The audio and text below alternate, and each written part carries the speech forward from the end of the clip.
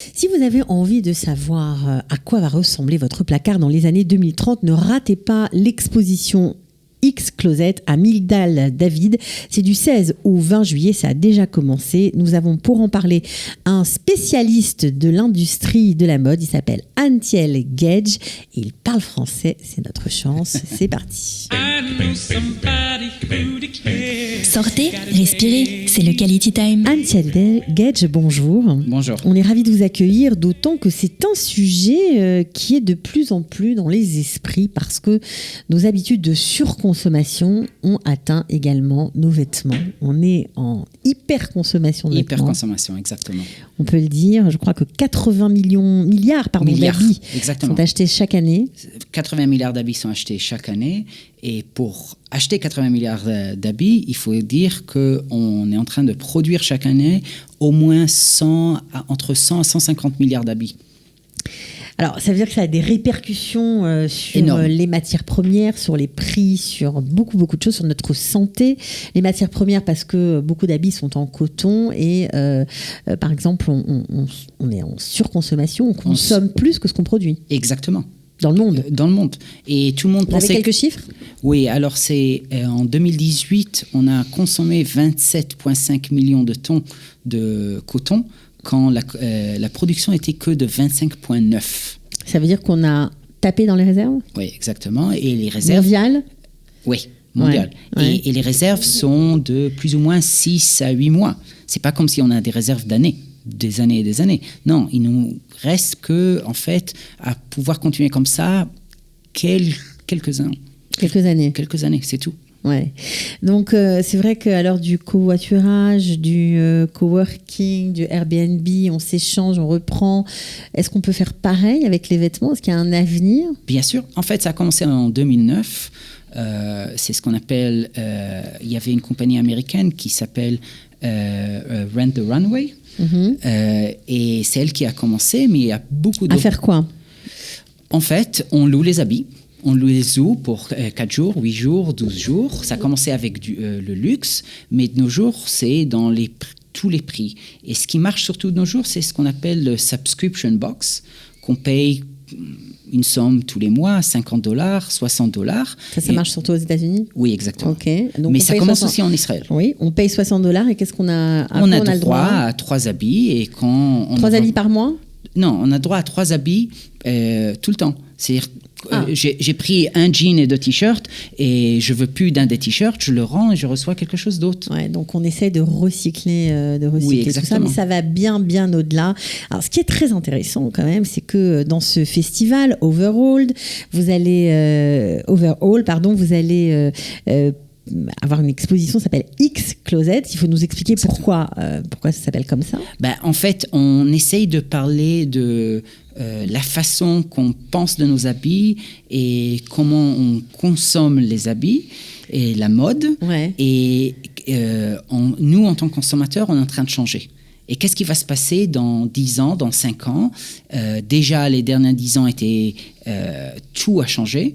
Je travaille dans le monde de la mode ça fait déjà 15 ans.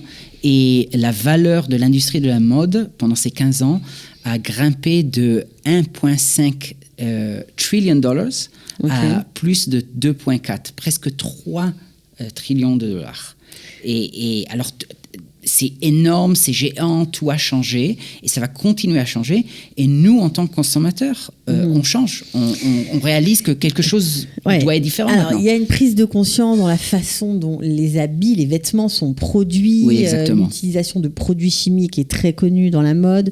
Je crois que vous avez des chiffres oui, alors on parle attristants. qu'il y a 8000 produits chimiques qui sont utilisés dans l'industrie de la mode. 8000, ça veut dire que personne ne peut savoir quels sont tous les produits chimiques.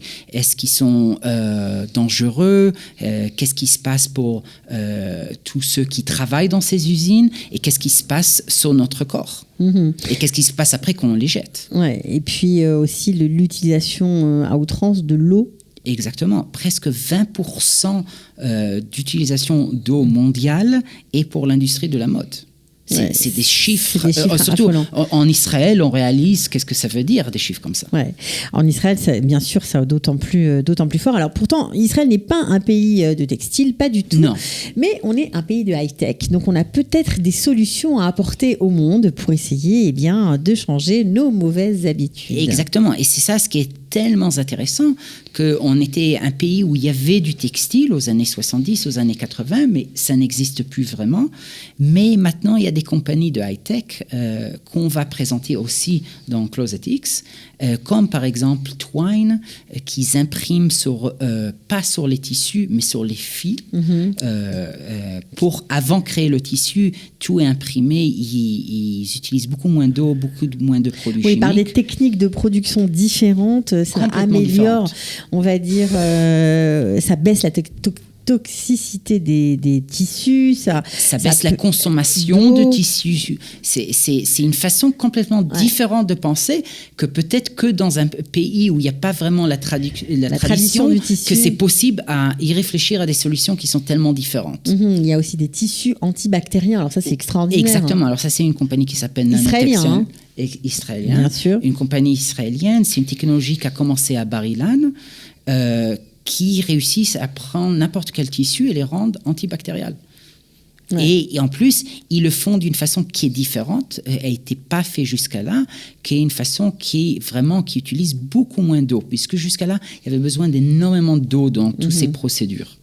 D'accord. Alors, est-ce que le public, est-ce que les consommateurs que nous sommes-nous vraiment prêts à faire cet effort de changer, d'exiger en fait des fabricants de mode, des producteurs de tissus, des producteurs de fringues, faire attention à la façon dont les tissus sont fabriqués. Tout à fait. Alors, c'est très la chaîne de production, est-ce qu'on a du poids à ce point-là ? Tout à fait, on a du poids. C'est pas comme l'industrie de l'alimentation, par exemple. Là-bas, c'est très facile. Je peux faire grandir mon manger et le manger, et toute la chaîne de production peut être très courte si on le fait. Mais là, c'est pas le cas. Non, la chaîne de production est très très longue. Un t-shirt moyen aux États-Unis, ça prend 55 000 kilomètres à le faire. Le coton est arrivé de Texas et de l'Inde. C'était fait en fil en Indonésie. Ça a été en Chine pour être fait en tissu, au Bangladesh en tant que t-shirt. Et ça revient jusqu'à Charleston, South Carolina. Tout ça, c'est 55 000 kilomètres. C'est pas encore arrivé. J'ai pas encore été à Amazon pour l'acheter et que ça arrive jusqu'à la maison. Alors, quand on vous entend parler justement de la fabrication d'un t-shirt, on sait qu'on peut trouver aujourd'hui des t-shirts sur le marché à 10 shekels. Oui, exactement. Ça paraît incroyable. Ça veut dire que il y a quelque chose qui tourne pas rond dans cette industrie. C'est en fait une sorte de mensonge. Si nous, on paye moins cher, quelqu'un paye le prix quelque part. Exactement. Des enfants sont exploités, des les adultes. Salaires même des adultes. Les salaires qui sont payés dans l'industrie sont beaucoup trop bas. C'est des salaires de misère. Ouais. Par exemple, je sais que vous connaissez très bien la Chine, vous y avez travaillé. C'est là-bas aussi que votre conscience, on va dire, exactement. S'est éveillée. Tout a commencé pour moi en Chine, où j'ai commencé à réaliser quels sont les effets de toute cette industrie. Là, une industrie que j'aime beaucoup, que j'y travaille, mais quand même. Oui, parce que ça a eu des répercussions sur l'environnement. L'environnement, exactement. Quand, disons, en Chine, on est habitué de ne pas voir le soleil, le ciel. À cause de la pollution, à cause des usines, à cause de... Donc... Un jour, avec le bleu ciel en Chine, on se pose la question, qu'est-ce qui se passe ? Les usines n'ont pas travaillé, c'est choquant. Ça se passe juste quelques jours par an. Ça vous a révolté quand même, et vous mettez beaucoup d'énergie à faire changer les choses. Oui, exactement. Et vous avez aussi fait beaucoup de consulting sur des grands groupes de luxe comme LVMH, etc., pour les aider peut-être à changer un peu. Oui, alors j'ai travaillé avec des grands groupes et des petites compagnies, des startups, pour essayer vraiment de travailler d'une façon différente. Puis ça dépend de nous. Oui, et bien sûr, aussi, ça dépend de nous en tant que consommateurs à commencer à demander que les choses soient différentes. Alors, il faut écrire, il faut faire quoi ? Il faut réagir, il faut c'est très simple. C'est très simple. Allez-y. Il ne faut pas acheter, il faut faire quoi ? Exactement. On n'achète plus un t-shirt de 10 shekels. C'est quand même assez Il faut simple. accepter de payer le prix de ce changement. Exactement. Il faut commencer à poser des questions. Si tout d'un coup, en tant que consommateur, on rentrera dans le magasin, on dira une seconde, mais comment ça a été fait et qui c'est qui l'a fait et avec quel salaire? C'est des questions très très simples. Il y a des compagnies qui ont des réponses, mais la plupart des compagnies n'ont pas de réponse. Et si on dit non, on va plus acheter chez les compagnies qui ne veulent même pas en parler, tout va changer. Alors là, dans ce festival, vous allez forcément en parler. Il y a des grandes marques qui jouent le jeu, qui viennent. Je crois que H&M, Ata, les marques israéliennes sont présentes pour parler. Exactement. Puisque d'abord, ils font partie du problème, ils font partie des solutions en même temps. Okay? Ils essayent de faire plein de choses. Est-ce que c'est suffisant? Est-ce qu'il doit faire plus? Et c'est de ça qu'on va en parler. Il y a une exigence de rester très compétitif au niveau des prix. Oui, exactement. C'est compliqué de faire les deux. C'est très compliqué, mais c'est possible. C'est possible. Bon, déjà, nous, si vous nous dites qu'on peut baisser un petit peu notre rythme d'achat de vêtements, ce serait déjà pas mal pour la planète, d'après ce que je comprends. Exactement. Par exemple, aux années 90, on achetait en moyenne 40 pièces d'habits par an. Ouais. Et maintenant, c'est presque 100. 100, on achète 100 vêtements par an par personne. 100 vêtements par an par personne. On les met ou on les met pas? Pas vraiment. Il y a des statistiques qui disent que ça dépend où, mais où qu'il y a 80% qu'on met pas ou 60% qu'on met pas, mais on met pas tout ça. Bon, en tout cas, si vous avez envie de discuter, si vous avez envie d'aller voir en plus cet endroit magnifique, Migdal David, il y aura aussi bien sûr des expositions, il y aura d'autres expositions. Oui, exactement. Il y a plein de choses qui se passent. C'est juste un petit morceau de tout le festival overall qui est vraiment incroyable et une opportunité de parler de la mode dans cette ville magnifique. Alors si vous aimez les fringues, allez-y, courez-y, vous serez vraiment à la pointe de l'information. Merci beaucoup à Atniel Gage. Atniel. Voilà, c'est presque Atniel, mais c'est Atniel et on vous retrouve sûrement pendant ce festival. À très bientôt. À très bientôt. Ciao. Sortez, respirez, c'est le Quality Time.